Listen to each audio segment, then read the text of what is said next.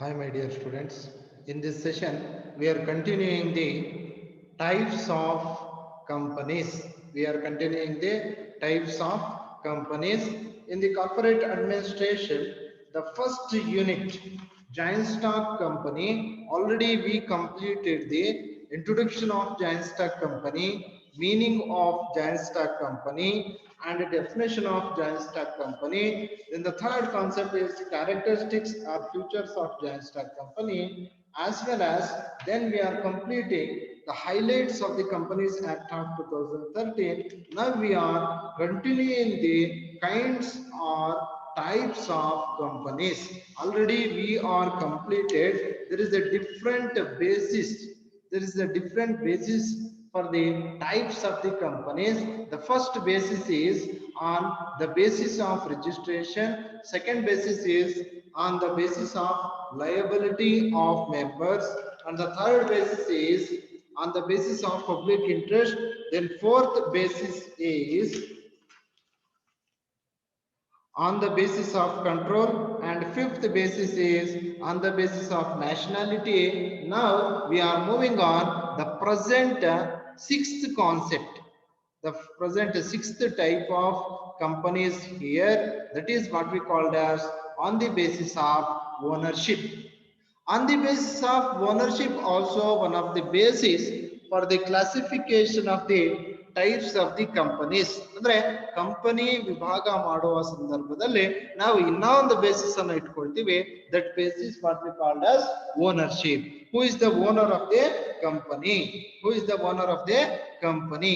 This type of companies are classified into This type of companies are classified into two types. The first one is government companies.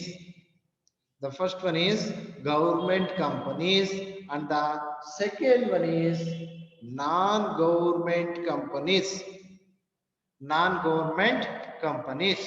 First of all, what is meant by government companies? ಇದನ್ನ ನಾವು ಸರ್ಕಾರಿ ಸ್ವಾಮ್ಯದ ಕಂಪನಿಗಳು. ಇದನ್ನ ಏನಂತ ಕರಿತೀವಪ್ಪ ಅಂತ ಹೇಳಿದ್ರೆ ಸರ್ಕಾರಿ ಸ್ವಾಮ್ಯದ ಕಂಪನಿಗಳು ಅಂತ ಹೇಳ್ಬಿಟ್ಟು ಕರಿತೀವಿ ನಾವು. According to section 670 of the according to the section 617, according to the section 617 of the Indian Companies Act defines what is meant by government company.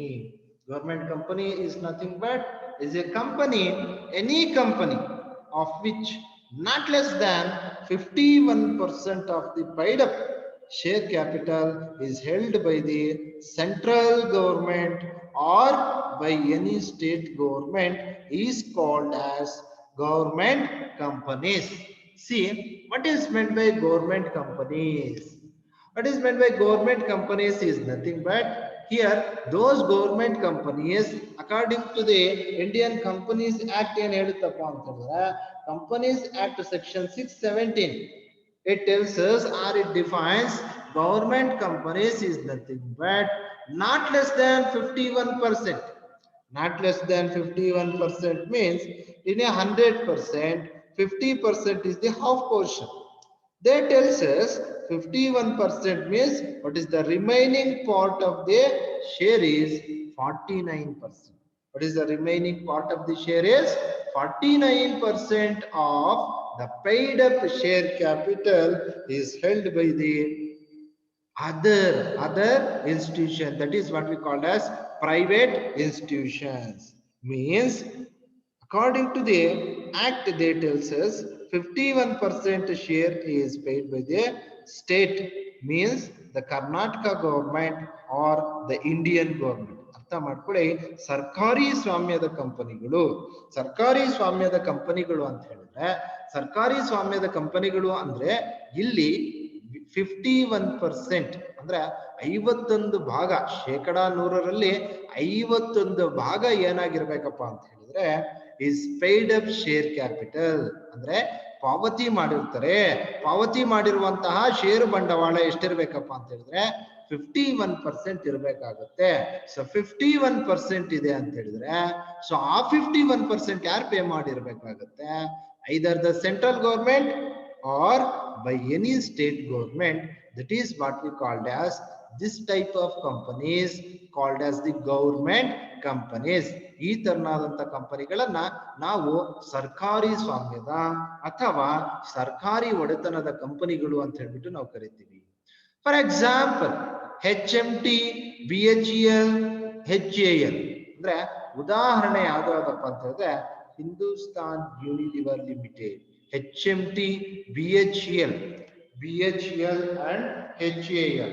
ಇವು ಮೂರು ಏನಾಗಿರುತ್ತಪ್ಪ ಅಂತ ಹೇಳಿದ್ರೆ sir the examples of the government companies. ಸರ್ಕಾರಿ ಒಡೆತನದಲ್ಲಿ ಇರ್ತಕ್ಕಂತಹ ಕಂಪನಿಗಳಿಗೆ ಪ್ರಮುಖವಾಗಿ ಯಾವ್ದಾವ್ದು ಉದಾಹರಣೆ ಅಂತ ಹೇಳಿದ್ರೆ HMT ಇದು ಸರ್ಕಾರಿ ಕಂಪನಿಗಳ ಒಡೆತನಕ್ಕೆ ಒಂದು ಉದಾಹರಣೆ ಆಗಿದೆ. ಏನು ಈ HMT ಅಂತ ಹೇಳಿದ್ರೆ ಹಿಂದೂಸ್ತಾನ್ ಮಿಷನ್ ಟೂಲ್ಸ್ ಇದೊಂದು ಸರ್ಕಾರಿ ಒಡೆತನದ ಕಂಪನಿ ಆಗಿರುತ್ತೆ. ಸೊ ಇದು ಇದರ ಒಂದು ಉದಾಹರಣೆ ಆಗಿರುತ್ತೆ. ಅಂಡ್ BHEL ಏನಿದು BHEL, ಇದು ಹೇಗೆ ಸರ್ಕಾರಿ ಒಡೆತನ ಆಗಿರುತ್ತಪ್ಪ ಅಂತ ಹೇಳಿದ್ರೆ Bharat heavy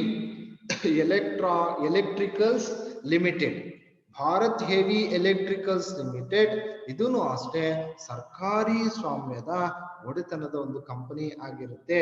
so first one ನಾವೇನ್ ಹೇಳಿದ್ವಿ, Hindustan machine tools. Second one Bharat heavy electronics limited. And next one is HAL expansion ಏನು? So HAL means Hindustan aeronautics limited.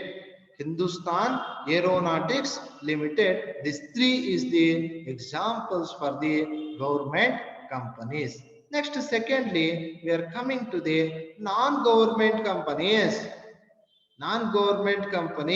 ಇಲ್ಲಿ ಸರ್ಕಾರಿ ಸ್ವಾಮ್ಯದಲ್ಲಿ ಇರದೇ ಇರ್ತಕ್ಕಂಥ ಕಂಪನಿಗಳು ಯಾವ್ಯಾವು ಅದನ್ನ ನಾವು ನಾನ್ ಗೌರ್ಮೆಂಟ್ ಕಂಪನೀಸ್ ಅಂತ ಹೇಳ್ಬಿಟ್ಟು ಕರಿತೀವಿ. So those non government companies, ಸರ್ಕಾರಿ ಒಡೆತನದಲ್ಲಿ ಸರ್ಕಾರಿ ಒಂದು ನಿಯಂತ್ರಣದಲ್ಲಿ ಇರದೇ ಇರ್ತಕ್ಕಂಥ ಕಂಪನಿಗಳು, ಇಲ್ಲಿ ನಾವು ಇದನ್ನ ಏನಂತ ಕರಿತೀವಪ್ಪ ಅಂತ ಹೇಳಿದ್ರೆ a non-government company is one which is not a government company but the company is owned and controlled by the private entrepreneurs. A non-government company is one which is not a government company. ಯಾವುದು ಸರ್ಕಾರಿ company ಆಗಿರೋದಿಲ್ವೋ, ಚೆನ್ನಾಗಿ ಅರ್ಥ ಮಾಡ್ಕೊಳ್ಳಿ, ಅದೇನಾಗಿರುತ್ತೆ ಸರ್ಕಾರಿ company ಆಗದೆ ಇರ್ತಕ್ಕಂಥದ್ದು ಖಾಸಗಿ company ಆಗಿರುತ್ತೆ. But the company owned and controlled, company ಇಲ್ಲೇ ಯಾರ ಒಡೆತನದಲ್ಲಿರುತ್ತೆ, ಯಾರ ನಿಯಂತ್ರಣದಲ್ಲಿರುತ್ತೆ ಅಂತ ಹೇಳಿದ್ರೆ ಖಾಸಗಿ ವ್ಯಕ್ತಿಗಳ, ಅದನ್ನೇ ಹೇಳುವಂಥದ್ದು ನೋಡಿ, owned and controlled by the private entrepreneurs, ಖಾಸಗಿ ಉದ್ಯಮಿಗಳ ನಿಯಂತ್ರಣದಲ್ಲಿರ್ತಕ್ಕಂತಹ ಒಂದು ಕಂಪನಿಗಳನ್ನ ನಾವೇನಂತ ಕರಿತೀವಪ್ಪ ಅಂತ ಹೇಳಿದ್ರೆ non government companies. These are the two types. Here, these are the two types of companies comes under the basis of ownership basis ಅಲ್ಲಿ ಎರಡು ಟೈಪ್ ಆಫ್ ಕಂಪನೀಸ್ ಬರುತ್ತೆ ನಮಗೆ. First one is the government company and the second one is the non government company. And seventh basis here, other types of companies. These are all another basis here, other basis of companies. ಅಂದ್ರೆ ಇದು ಬೇರೆ basis ಇರ್ತಕ್ಕಂಥದ್ದು. ಯಾವ್ದಾದ್ರು ಬೇರೆ basis ಇರ್ತಕ್ಕಂಥದ್ದು other following companies are as follows. ಅಂದ್ರೆ ಬೇರೆ ರೀತಿಯಾದಂತಹ ಕಂಪನಿಗಳು ಯಾವ್ದಾವ್ದು ಇದೆಯಪ್ಪ ಇಲ್ಲಿ ಅಂತ ಹೇಳಿದ್ರೆ ಅದರಲ್ಲಿ the first one is one man company. ಅದರಲ್ಲಿ ಫಸ್ಟ್ ಒನ್ ನಮಗೆ ಬರ್ತಕ್ಕಂಥದ್ದು ಯಾವ್ದಪ್ಪ ಅಂತ ಹೇಳಿದ್ರೆ one man company. What is meant by one man company?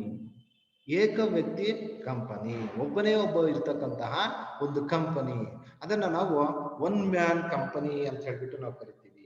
Here what is meant by one man company? A one man company is nothing but, here they gives the information regarding the one man company. Here one man company is nothing but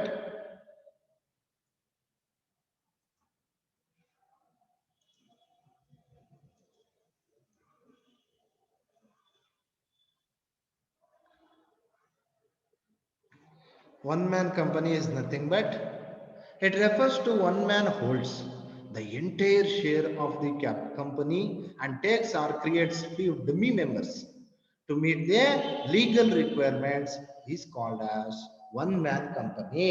One man company ಅಂದ್ರೆ ಏನಪ್ಪಾ ಅಂತಂದ್ರೆ it refers to one man holds ಅಂದ್ರೆ ಒಬ್ಬ ವ್ಯಕ್ತಿನೇ ಏನ್ ಮಾಡ್ತಾ ಇರ್ತಾನೆ ನಿಯಂತ್ರಣ ಮಾಡ್ತಾ ಇರ್ತಾನೆ. One man holds the entire shares of the company. The entire shares of the company, 100% shares is owned by the only a one person. ಒಬ್ಬ ವ್ಯಕ್ತಿ ಏನ್ ಮಾಡಿರ್ತಾನೆ ಕಂಪನಿಯಲ್ಲಿ ಇರ್ತಕ್ಕಂಥ ಈಗ ಫಾರ್ ಎಕ್ಸಾಂಪಲ್ 1000 shares ಇದೆ, 1000 shares ಅವನೇ ಪರ್ಚೇಸ್ ಮಾಡ್ಬಿಟ್ಟಿರ್ತಾನೆ. 10,000 shares ಇರುತ್ತೆ, 10,000 shares ಅವನೇ ಪರ್ಚೇಸ್ ಮಾಡ್ಬಿಟ್ಟಿರ್ತಾನೆ. Either it may be a preference shares or it may be a equity shares. ಯಾವುದೇ ರೀತಿಯಾದಂತಹ ಶೇರ್ಸ್ ಅನ್ನ ಏನ್ ಮಾಡಿರ್ತಾನೆ ಅವನೇ ಪರ್ಚೇಸ್ ಮಾಡ್ಕೊಂಡ್ಬಿಟ್ಟಿರ್ತಾನೆ. But what happens here and takes or creates few dummy members. ಅರ್ಥ ಮಾಡ್ಕೊಳ್ಳಿ, ಡಮ್ಮಿ ಮೆಂಬರ್ಸ್ ಅಂತ ಹೇಳಿದ್ರೆ ಡೂಪ್ಲಿಕೇಟ್ ಮೆಂಬರ್ಸ್. ಡೂಪ್ಲಿಕೇಟ್ ಮೆಂಬರ್ಸ್ ಅನ್ನ ಅವನು ಇಲ್ಲಿ ಕ್ರಿಯೇಟ್ ಮಾಡಿರ್ತಾನೆ. ಆ ಡೂಪ್ಲಿಕೇಟ್ ಮೆಂಬರ್ಸ್ ಏನ್ ಮಾಡ್ತಾರಪ್ಪ ಅಂತ ಹೇಳಿದ್ರೆ ಲೀಗಲ್ ರಿಕ್ವೈರ್ಮೆಂಟ್ಸ್ ಮಾತ್ರ, for the purpose of legal. What is meant by legal? Legal is nothing but law, ಕಾನೂನು. ಕಾನೂನಿನ ಅವಶ್ಯಕತೆಗಳಿಗೆ ಮಾತ್ರವೇ ಇಲ್ಲಿ ಡೂಪ್ಲಿಕೇಟ್ ಸದಸ್ಯರನ್ನ, ಅರ್ಥ ಮಾಡ್ಕೊಳ್ಳಿ, ಡೂಪ್ಲಿಕೇಟ್ ಸದಸ್ಯರನ್ನ ಸೃಷ್ಟಿ ಮಾಡಿರ್ತಾನೆ. The one man company is nothing but it refers to one man holds the entire shares of the company and takes or creates few dummy members. Dummy members na create ಮಾಡಿರ್ತಾನೆ. So ಆ dummy members ಯಾಕೆ create ಮಾಡಿರ್ತಾನಪ್ಪ ಅಂತ ಹೇಳಿದ್ರೆ because of the legal requirements, ಕಾನೂನಿನ ಅವಶ್ಯಕತೆಗಳಿಗೆ ಮಾತ್ರವೇ ಅವನು ಸೃಷ್ಟಿ ಮಾಡಿರ್ತಾನೆ. This type of company what we call as one man company. And next we are moving on the second type of companies here, investment company, ಹೂಡಿಕೆಯ ಕಂಪನಿಗಳು. So investment company, what is meant by investment company? It is very very essential we should know the investment companies.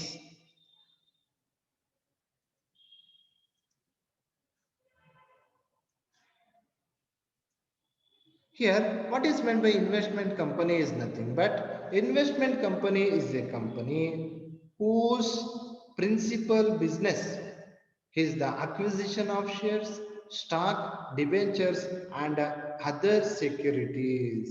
ಚೆನ್ನಾಗಿ ಅರ್ಥ ಮಾಡ್ಕೊಳ್ಳಿ ನೀವು, ಅವನು ಏನು ಹೇಳ್ತಾ ಇದ್ದಾನಪ್ಪ ಇಲ್ಲಿ ಅಂತ ಹೇಳಿದ್ರೆ what is meant by investment company is nothing but ಇವರು ಇನ್ವೆಸ್ಟ್ಮೆಂಟ್ ಕಂಪನಿ ಅವರ ಒಂದು ಮೈನ್ ವರ್ಕ್ ಏನಪ್ಪಾ ಅಂತ ಹೇಳಿದ್ರೆ ಇಲ್ಲಿ whose principal business is the acquisition of shares, ಅಂದ್ರೆ ಬೇರೆ ಕಂಪನಿಗಳ ಷೇರುಗಳನ್ನ ಪರ್ಚೇಸ್ ಮಾಡುವಂಥದ್ದು, ಬೇರೆ ಕಂಪನಿಗಳ ಷೇರುಗಳನ್ನ ಪರ್ಚೇಸ್ ಮಾಡೋದು, ಸ್ಟಾಕ್ ಅನ್ನ ಪರ್ಚೇಸ್ ಮಾಡೋದು, ಡಿಬೆಂಚರ್ಸ್ ಸಾಲ ಪತ್ರಗಳನ್ನ ಪರ್ಚೇಸ್ ಮಾಡೋದು, ಅದರ್ ಸೆಕ್ಯೂರಿಟೀಸ್ ಅಂತ ಹೇಳಿದ್ರೆ short term securities or long term securities, ಆ ಒಂದು ಅಲ್ಪಾವಧಿಯ ಭದ್ರತಾ ಪತ್ರಗಳು. ನೀವು ಕನ್ನಡ ಮೀಡಿಯಂ ಆಗಿದ್ರೆ ಕನ್ನಡ ಮೀಡಿಯಂ ಅಲ್ಲಿ ಏನ್ ಕರೀತಪ್ಪ ಅಂತ ಹೇಳಿದ್ರೆ ಭದ್ರತಾ ಪತ್ರಗಳು ಅಂತ ಹೇಳ್ಬಿಟ್ಟು ನಾವು ಕರಿತೀವಿ. ಅಂದ್ರೆ ಈ ಬೇರೆ ಬೇರೆ ರೀತಿಯಾದಂತಹ ಭದ್ರತಾ ಪತ್ರಗಳು, securities. What are those securities? Short term securities, financial bonds, call money and other type of receipts, payment bills. They are purchasing for the purpose to make their profit. ಅಂದ್ರೆ ಪ್ರಾಫಿಟ್ ಮಾಡೋದಕ್ಕಾಗಿ ಇವ್ರೇನ್ ಮಾಡ್ತಾರಪ್ಪ ಅಂತ ಹೇಳಿದ್ರೆ ಇನ್ವೆಸ್ಟ್ಮೆಂಟ್ ಮಾಡ್ತಾರೆ. ಬೇರೆ ಕಂಪನಿಗಳ ಷೇರುಗಳನ್ನ purchase ಮಾಡಿ, stock ಅನ್ನ ಪರ್ಚೇಸ್ ಮಾಡಿ, ಡಿಬೆಂಚರ್ಸ್ ಅನ್ನ ಪರ್ಚೇಸ್ ಮಾಡಿ, ಇವ್ರು ಏನ್ ಮಾಡ್ತಾರೆ ಅಲ್ಲಿ ಇನ್ವೆಸ್ಟ್ಮೆಂಟ್ ಮಾಡಿ ಬಂದಿರುವಂತಹ ಒಂದು ಪ್ರಾಫಿಟ್ಸ್. ಈಗ ಫಾರ್ ಎಕ್ಸಾಂಪಲ್ ಅವ್ರು ಏನ್ ಮಾಡ್ತಾರೆ ಬಾಂಬೆ ಸ್ಟಾಕ್ ಎಕ್ಸ್ಚೇಂಜ್ ಅಲ್ಲಿ ಪರ್ಚೇಸ್ ಮಾಡಿರ್ತಾರೆ. ಸೊ ಅದನ್ನ ಹೈ ಪ್ರಾಫಿಟ್ಸ್ ಇದೆ ಅಂತ ಗೊತ್ತಾದ್ರೆ, ಆ ಒಂದು ಶೇರ್ಸ್ ಏನಾದ್ರು ಹೈ ಪ್ರಾಫಿಟ್ಸ್ ಅಲ್ಲಿ ರನ್ ಆಗ್ತಾ ಇದೆ ಅಂತ ಹೇಳಿದ್ರೆ ಅವ್ರು ಏನ್ ಮಾಡ್ತಾರೆ ಆ ಸ್ಟಾಕ್ ಎಕ್ಸ್ಚೇಂಜ್ ಅಲ್ಲಿ ಪರ್ಚೇಸ್ ಮಾಡಿ ಡೆಲ್ಲಿ ಸ್ಟಾಕ್ ಎಕ್ಸ್ಚೇಂಜ್ ಅಲ್ಲಿ ಸೇಲ್ ಮಾಡ್ಬಿಡ್ತಾರೆ. ಆ ಸೇಲ್ ಮಾಡಿದಂತ ಸಂದರ್ಭದಲ್ಲಿ ಅವ್ರಿಗೆ ಬರುವಂತಹ ಪ್ರಾಫಿಟ್ಸ್ ಅನ್ನ ನಾವಿಲ್ಲಿ investment profits of the investment company ಅಂತ ಹೇಳ್ಬಿಟ್ಟು ನಾವು ಕರಿತೀವಿ. ಇದಕ್ಕೆ ಬೆಸ್ಟ್ ಎಕ್ಸಾಂಪಲ್ ಯಾವ್ದಪ್ಪ ಅಂತ ಹೇಳಿದ್ರೆ here the best examples of the investment company means GIC, General Insurance Corporation of India. General insurance corporation of, ನೋಡಿ ನಾನು ಫುಲ್ ಅಬ್ರಿವೇಷನ್ಸ್ ಅನ್ನು ನಿಮಗೆ ಹೇಳ್ತಾ ಇದ್ದೀನಿ. GIC is nothing but general insurance corporation of India. Next ಇಲ್ಲಿ LIC, LIC means life insurance corporation. ನೋಡಿ life insurance corporation, it is very very interesting institution, interesting corporation. It is also like a company. ಅರ್ಥ ಮಾಡ್ಕೊಳ್ಳಿ, ಇದನ್ನು ನಾವು company ಅಂತ ಹೇಳ್ಬಿಟ್ಟು ತಗೊಳ್ತೀವಿ. ಆದ್ರೆ ಈ ಕಂಪನಿಯಲ್ಲಿ ಅವನು ಏನ್ ಮಾಡ್ತಾ ಹೋಗ್ತಾನೆ, ಎಲ್ಲರ ಹತ್ರನೂ ಸಹ ಅವನು ಏನ್ ಮಾಡ್ತಾನೆ, they collecting the premiums, premiums ಅನ್ನ ಕಲೆಕ್ಟ್ ಮಾಡ್ಕೊಳ್ತಾನೆ. Who paid the premiums means who insure the persons. Insure ಮಾಡಿಸಿರುವಂತ ಪರ್ಸನ್ಸ್ ಏನ್ ಮಾಡ್ತಾರೆ, ಪ್ರೀಮಿಯಂ ನ ಪೇ ಮಾಡ್ತಾ ಹೋಗ್ತಾರೆ. ಯಾವಾಗ ಪ್ರೀಮಿಯಮ್ಸ್ ನ ಪೇ ಮಾಡ್ತಾ ಹೋಗ್ತಾರೋ ಆ ಎಲ್ಲಾ ಪ್ರೀಮಿಯಮ್ಸ್ ಅವನ್ ಏನ್ ಮಾಡ್ಕೊಳ್ತಾ ಹೋಗ್ತಾನಪ್ಪ ಅಂತಂದ್ರೆ ಎಲ್ಲವನ್ನೂ ಸಹ ಗ್ಯಾದರ್ ಮಾಡ್ಕೊಳ್ತಾ ಹೋಗ್ತಾನೆ. ಅರ್ಥ ಮಾಡ್ಕೊಳ್ಳಿ, ಫಾರ್ ಎಕ್ಸಾಂಪಲ್ 1 lakh ಅವನು ಪ್ರೀಮಿಯಂ 1 lakhಗೆ ಇನ್ಶೂರೆನ್ಸ್ ಮಾಡಿಸಿದಾನೆ ಅಂತ ಹೇಳಿದ್ರೆ ಅವನು ಪ್ರೀಮಿಯಂ ಎಷ್ಟೆಷ್ಟು ಪೇ ಮಾಡ್ತಾ ಇರ್ತಾನೆ. ಸೊ ಅದು ಬೇಸಿಸ್ ಕ್ವಾರ್ಟರ್ಲಿ ಬೇಸಿಸ್ ಇರುತ್ತೆ, ಹಾಫ್ ಇಯರ್ ಬೇಸಿಸ್ ಇರುತ್ತೆ, ಮಂತ್ಲಿ ಬೇಸಿಸ್ ಇರುತ್ತೆ. ಸೊ ಆ monthly for example monthly 1000 rupees ಅಂತ ಇಟ್ಕೊಳ್ಳಿ. ಸೊ ಒಬ್ಬ ಪರ್ಸನ್ 1000 rupees ಪೇ ಮಾಡಿದ್ರೆ, so what is about the another person, what about the 10%, what about the 100%, what about the 1000%? So that is what we have to be called as a small savings become the large amount.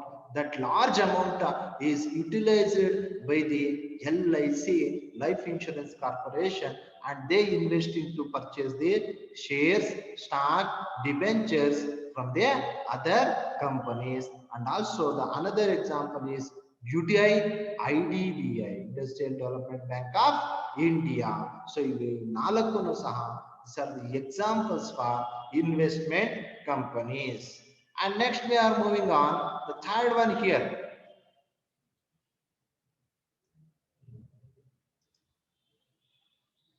The third one here, small companies. What is meant by small companies? ಇಲ್ಲಿ ನಾವು small companies ಅಂದ್ರೆ ಏನು, ಸಣ್ಣ ಉದ್ಯಮಗಳು ಅಂತ ಮಾಡ್ಕೊಳ್ಳಿ. This is the very very essential small companies. What is meant by small companies is nothing but a company other than a public company, a company other than a public company whose paid up share capital does not, whose paid up share capital, whose paid up share capital does not exist rupees, does not exceed, does not exceed, ಇದು does not exceed rupees 50 lakhs or such higher amount as may be prescribed, which shall not be more than rupees 5 crore. ಅರ್ಥ ಮಾಡ್ಕೊಳ್ಳಿ, ಇಲ್ಲಿ what is meant by small company ಅಂತ ಹೇಳಿದ್ರೆ, small company is nothing but it is also a company other than a public company. So public ಕಂಪನಿಗಿಂತ ಇದು ಬೇರೆ ಆಗಿರುತ್ತೆ. So it is a other than a public company, the paid up share capital does not exceed the rupees 50 lakhs. ಅಂದ್ರೆ 50 ಲಕ್ಷ ಮೀರಿರಬಾರದು. 50 ಲಕ್ಷ ಮೀರಿರದೆ 50 ಲಕ್ಷ ಒಳಗೆ ಇರಬೇಕಾಗುತ್ತೆ paid up capital. R ಇನ್ನೊಂದು condition ಏನಿದೆಯಪ್ಪ ಅಂತ ಹೇಳಿದ್ರೆ, such higher amount as may be prescribed which shall not be more than rupees 5 crore. ಅರ್ಥ ಮಾಡ್ಕೊಳ್ಳಿ, limits ಏನಪ್ಪಾ ಅಂತ ಹೇಳಿದ್ರೆ, ಒಂದು ಕಂಡೀಷನ್ ಏನು, ಪೈಡ್ ಅಪ್ ಶೇರ್ ಕ್ಯಾಪಿಟಲ್ ಅನ್ನುವಂಥದ್ದು 50 ಲಕ್ಷ ಮೀರಿರಬಾರದು. And higher amount may be prescribe shall not be more than rupees 5 crore. In case ಏನಾದ್ರು ಜಾಸ್ತಿ ಅಮೌಂಟ್ ಇನ್ವೆಸ್ಟ್ಮೆಂಟ್ ಮಾಡಬೇಕು ಅಂದ್ರೂ ಅದು 5 ಕೋಟಿ ದಾಟಿರಬಾರ್ದು. So that type of companies what we called as small companies. Next we are moving on the fourth type here. Fourth type ನೋಡಿ, global companies. Next fourth type ನಮ್ಗಿರುವಂಥದ್ದು ಏನಪ್ಪಾ ಅಂದ್ರೆ global companies. What is meant by global companies? Global companies ಅಂದ್ರೆ ಏನು? Here global companies are those companies which can B operates in different countries all over the world. ಅರ್ಥ ಮಾಡ್ಕೊಳ್ಳಿ, global companies also we called as MNCs, also we called as MNCs. Global companies ಅನ್ನ ನಾವು MNCs ಅಂತ ಹೇಳ್ಬಿಟ್ಟು ಸಹ ಇಲ್ಲಿ ಕರಿತೀವಿ. Global companies also called as MNCs. MNCs is nothing but multinational corporations.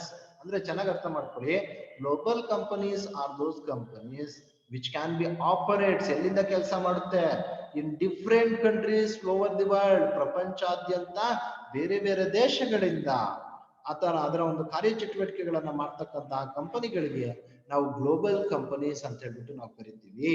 ಅಂದ್ರೆ ಜಾಗತಿಕ ಕಂಪನಿಗಳು. ಅರ್ಥ ಮಾಡ್ಕೊಳ್ಳಿ, ಇದನ್ನ ನಾವು ಜಾಗತಿಕ ಕಂಪನಿಗಳು ಅಥವಾ ಬಹುರಾಷ್ಟ್ರೀಯ ಕಂಪನಿಗಳು ಅಂತ ಹೇಳ್ಬಿಟ್ಟು ನಾವು ಕರೀತಾ ಹೋಗ್ತೀವಿ. ಜಾಗತಿಕ ಕಂಪನಿಗಳು ಅಥವಾ ಬಹುರಾಷ್ಟ್ರೀಯ ಕಂಪನಿಗಳು ಅಂದ್ರೆ, ಬಹುರಾಷ್ಟ್ರೀಯ ಕಂಪನಿಗಳು ಅಂದ್ರೆ ಏನಪ್ಪಾ ಅಂತ ಹೇಳಿದ್ರೆ, ತನ್ನ ಪ್ರಧಾನ ಕಚೇರಿಯು ಒಂದು ದೇಶದಲ್ಲಿ ಹೊಂದಿದ್ದು ತನ್ನ ಶಾಖೆಗಳನ್ನು ಪ್ರಪಂಚದ ಎಲ್ಲ ದೇಶಗಳಲ್ಲಿ ಹೊಂದಿದ್ದರೆ ಅಂತಹ ಕಂಪನಿಗಳನ್ನು ನಾವು ಬಹುರಾಷ್ಟ್ರೀಯ ಕಂಪನಿಗಳು ಅಂತ ಹೇಳ್ಬಿಟ್ಟು ನಾವು ಕರಿತೀವಿ. MNCs is nothing but having the headquarter in one company and the branches in the different companies, different countries of the world, what we called as multinational corporations, MNCs. ಇದಕ್ಕೆ ಒಂದು ಬೆಸ್ಟ್ ಎಕ್ಸಾಂಪಲ್ ಏನಪ್ಪಾ ಅಂತ ಹೇಳಿದ್ರೆ KFC, ಕೆಂಟಗಿ fried chicken. ಅರ್ಥ ಮಾಡ್ಕೊಳ್ಳಿ, the main branch is in America and the sub branches is in the different countries of the world. Next we are moving on, the fifth one here, listed companies. The fifth type here, listed companies. What is meant by listed companies? ನೀವು listed shares ಅನ್ನ ಕೇಳಿರ್ತೀರಿ. listed companies and the listed shares, ಯಾದೀಕೃತಗೊಳಿಸಿದ ಷೇರುಗಳು. Listed companies are those companies which can be listed their shares and debentures in stock exchange or SEBI, that is Securities Exchange Board of India. ಅರ್ಥ ಮಾಡ್ಕೊಳ್ಳಿ, ಇಲ್ಲಿ ನಾವೇನಪ್ಪ ಹೇಳ್ತಾರ ಅಂತ ಹೇಳಿದ್ರೆ, listed companies ಒಂದು listed shares, listed companies ಅಲ್ಲಿ which can be listed their shares and debentures. ಆ ಒಂದು ಶೇರ್ಸ್, ಲಿಸ್ಟೆಡ್ ಕಂಪನಿಯಲ್ಲಿ ಶೇರ್ಸ್ ಮತ್ತು ಡಿಬೆಂಚರ್ಸ್ ಅನ್ನ ಸ್ಟಾಕ್ ಎಕ್ಸ್ಚೇಂಜ್, ಯಾವ್ದಾದ್ರು ಆಗಿರ್ಬೋದು, stock exchange, Vadodara stock exchange, MCX stock exchange, national stock exchange, Bombay stock exchange, Lucknow stock exchange, ಯಾವುದೇ ಒಂದು ಸ್ಟಾಕ್ ಎಕ್ಸ್ಚೇಂಜ್ ಆಗಿರ್ಬೋದು, ಅಥವಾ SEBI, securities exchange board of India, ಭಾರತೀಯ ಷೇರು ಭದ್ರತಾ ಮಂಡಳಿ. ಅರ್ಥ ಮಾಡ್ಕೊಳ್ಳಿ, ಇದೇನ್ ಮಾಡ್ತಪ್ಪ, ಷೇರು ವಿನಿಮಯ ಕೇಂದ್ರಗಳು ಏನ್ ಮಾಡ್ತಪ್ಪ ಅಂತ ಹೇಳಿದ್ರೆ, ಇಲ್ಲಿ ಪ್ರತಿಯೊಬ್ಬರಿಗೂ ಸಹ ಯಾದೀಕೃತಗೊಳಿಸುತ್ತೆ. It is approval given by the SEBI. SEBI approval ಅನ್ನ ಕೊಡ್ತಾ ಹೋಗುತ್ತೆ. ಆ ಅಪ್ರೂವಲ್ ಅನ್ನು ತೆಗೆದುಕೊಂಡಿರ್ತಕ್ಕಂಥ ಕಂಪನಿಗಳು ಏನ್ ಮಾಡ್ತಾವಪ್ಪ ಅಂತ ಹೇಳಿದ್ರೆ, ಈ ಒಂದು ಲಿಸ್ಟೆಡ್ ಕಂಪನಿಗಳು ಆಗುತ್ತೆ. ಅಂದ್ರೆ ಸೆಬಿಯಲ್ಲಾಗ್ಲಿ ಅಥವಾ ಸ್ಟಾಕ್ ಎಕ್ಸ್ಚೇಂಜ್ ಅಲ್ಲಾಗ್ಲಿ ಅಪ್ರೂವಲ್ ಅನ್ನ ಪಡೆದಿರ್ತಕ್ಕಂಥ ಕಂಪನಿಗಳನ್ನ ನಾವೇನಂತ ಕರಿತೀವಪ್ಪ ಅಂತ ಹೇಳಿದ್ರೆ, ಲಿಸ್ಟೆಡ್ ಕಂಪನೀಸ್ ಅಂತ ಹೇಳ್ಬಿಟ್ಟು ನಾವು ಕರಿತೀವಿ. And next we are moving on the sixth type here. Next we are moving on the sixth type here, associate companies. So associate companies, what is meant by an associate companies?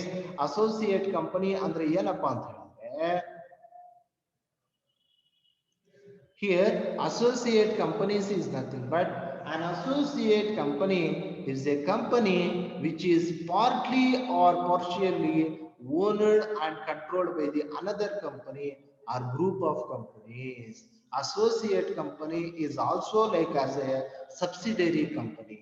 Associate company ಅನ್ನ ನಾವು subsidiary company ಅಂತ ಹೇಳ್ಬಿಟ್ಟು ಕರಿತೀವಿ. ಯಾಕಂತ ಹೇಳಿದ್ರೆ ಇಲ್ಲಿ ಅರ್ಥ ಮಾಡ್ಕೊಳ್ಳಿ ನೀವು, associate company is associating with the main company, that is what we called as parent company. ಅಂದ್ರೆ ಅಸೋಸಿಯೇಟ್ ಕಂಪನಿಯನ್ನ ಪಾರ್ಟ್ಲಿ ಅಥವಾ ಪಾರ್ಷಿಯಲಿ, ಅಂದ್ರೆ ಒಂದು 60% ಹೋಲ್ಡಿಂಗ್ಸ್ ಅನ್ನ ಬೇರೆ ಕಂಪನಿ ಹೊಂದಿರುತ್ತೆ, ಅಥವಾ ಒಂದು 40% ಶೇರ್ಸ್ ಅನ್ನ ಬೇರೆ ಕಂಪನಿ ಪರ್ಚೇಸ್ ಮಾಡಿರುತ್ತೆ. ಸೊ ಬೇರೆ ಕಂಪನಿ ನಿಯಂತ್ರಣದಲ್ಲಿ ಇರ್ತಕ್ಕಂತಹ ಒಂದು ಕಂಪನಿಯನ್ನ ನಾವೇನಂತ ಕರಿತೀವಪ್ಪ ಅಂತಂದ್ರೆ ಅಸೋಸಿಯೇಟ್ ಕಂಪನಿ ಅಂತ ಹೇಳ್ಬಿಟ್ಟು ಕರಿತೀವಿ.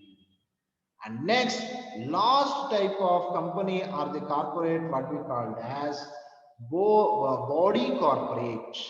Body corporate, it is very essential. It is called as 2 marks question. Body corporate.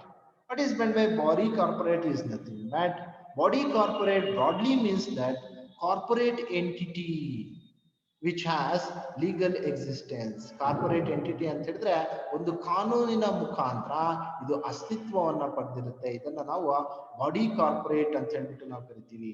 The term body corporate is defined as section 2 subsection 11 of the Companies Act. It includes a private company, public company, one person company, small company, limited company, partnership firms, and a foreign company, all what we called as body corporate. ಅರ್ಥ ಮಾಡ್ಕೊಳ್ಳಿ, body corporate is A 2 marks question. It is not A type of company. Company type ಅಲ್ಲ, ಅಲ್ಲಿಗೆ company types ಎಲ್ಲ ಮುಗೀತು. So company types ಎಲ್ಲ ಯಾವ್ದಾವ್ದಿದೆ, totally 7 basis ಅಲ್ಲಿ ಇದೆ ನಮ್ಗೆ. 7 ಬೇಸಿಸ್ ಅಲ್ಲಿ ಇರ್ತಕ್ಕಂಥ ಎಲ್ಲ ಟೈಪ್ ಆಫ್ ಕಂಪನೀಸ್ ಅಂತ ಈಗ ಆಲ್ರೆಡಿ ನಾವು ಕಲ್ತಿದೀವಿ. ಆಫ್ಟರ್ ದಟ್ ನಾವ್ V are moving on another concept called as body corporate. Body corporate is nothing but it is broadly called as a corporate entity which has a legal existence. So ಇದನ್ನ ನಾವೇನಂತ ಕರಿತೀವಪ್ಪ ಅಂತಂದ್ರೆ, companies act ಅಲ್ಲಿ the Companies Act explains as the body corporate is nothing but according to the section 2 subsection 11 of the Companies Act of 2013 tells us all types of companies what we called as body corporate. All types of companies what we called as body corporates. Thank you.